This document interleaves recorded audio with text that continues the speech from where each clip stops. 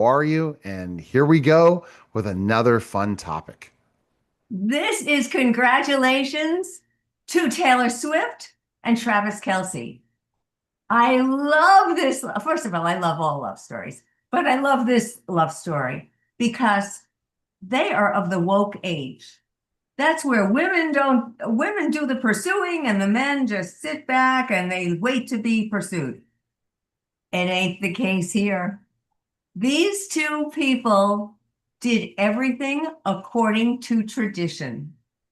He tried to get to her. He tried and he tried and he tried to get to her in any which way. He bought her a little bracelet and he wanted to give it to her, and he was unable to get to her at one of her concerts. And he tried to call all his friends to find out who knew her. And eventually somebody did, and somebody introduced them, and the rest is history. But this guy was in hot pursuit. And anybody who thinks that the woman should be doing all the pursuing is out of step with reality. It's simple. I talked about this in my book. I've written so many. Don't Bet on the Prince. I had to look at my bookshelf to remember which one it was. I talked about this in Don't Bet on, don't, let's start it again.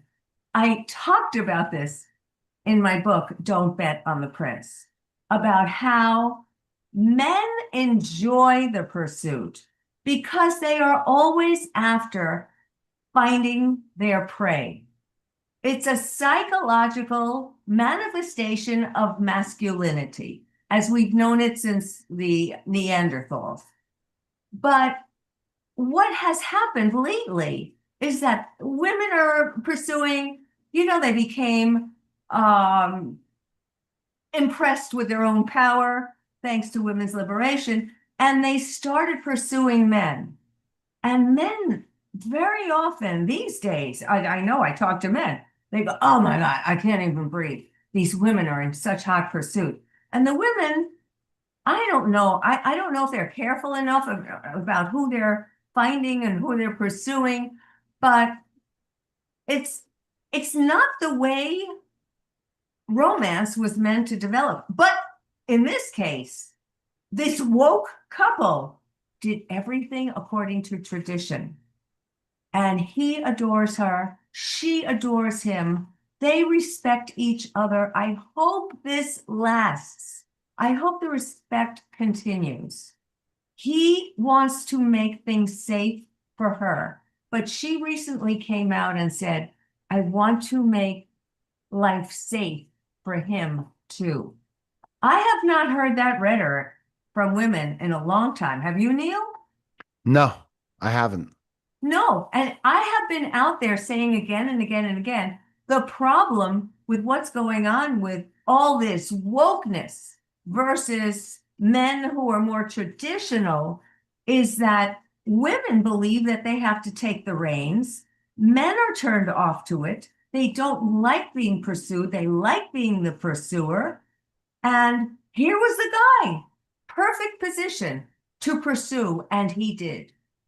And the rest is history.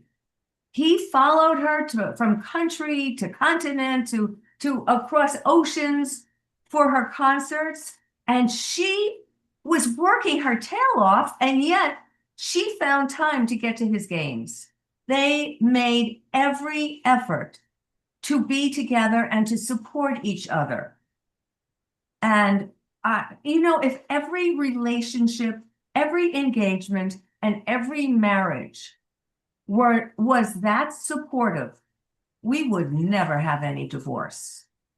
Definitely. Because the thing is, when we hear about people splitting, it's always one or the other will say, he never supported me or she never supported me.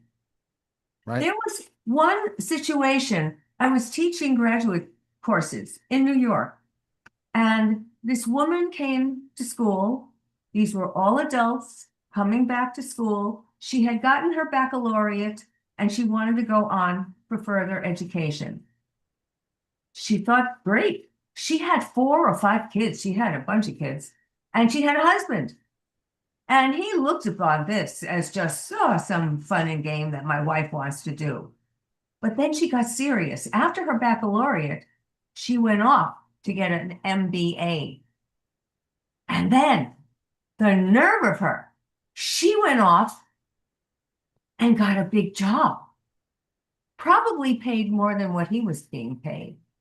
He said nothing. He was one of those men who remained silent. And as I keep saying, you cannot be silent. Eventually, the cork is going to pop, and it's the wrong time at the wrong place with the wrong person, and you're saying then things in your rage that you don't even know you're saying. And so here she was, graduating, feeling so confident about herself, and she bought herself a black leather briefcase. We call them attaché cases in those days. And she bought herself this beautiful black leather case. And then she left it on the dining room table. All was well, she thought. He never said a word. Wasn't supportive, but wasn't negative about it. All of a sudden, he looked at that case. He said, "What is this?" She said, "I just thought I would buy myself a new briefcase because I got this new job and I'm so excited." He went crazy. He burst into a tirade. What do you think you're doing? Who do you think you are? Just because you have a college education now? He did not. And you have a college education, now a master's degree, and now you have a big job. You think you are king of the world. And she knew she had to make a decision at that point. If he was feeling so intimidated over her growth, she didn't know what to do. And she came to us in the class, spilling the beans and saying, "What do I do next?" They had been married for a very long time. Okay. All right. But put that together. Right. On the side of Taylor Swift. You can't be, if you're not supported as a couple together. You're not support supported. support everybody, each other's dreams. And Taylor probably makes a lot more money. Yeah. He makes it. He's making a fortune, but she's making a bigger fortune. Right. Doesn't seem to bother him, and he's never seemed intimidated. And I have to say, I am so impressed with him as a young man. I'm just so impressed. But I'm also impressed with her because she knew how to make things safe for him. And bless them, but everybody out there, safe is the word. Okay. All right. That was the special simulcast of the Neil Haley Show and the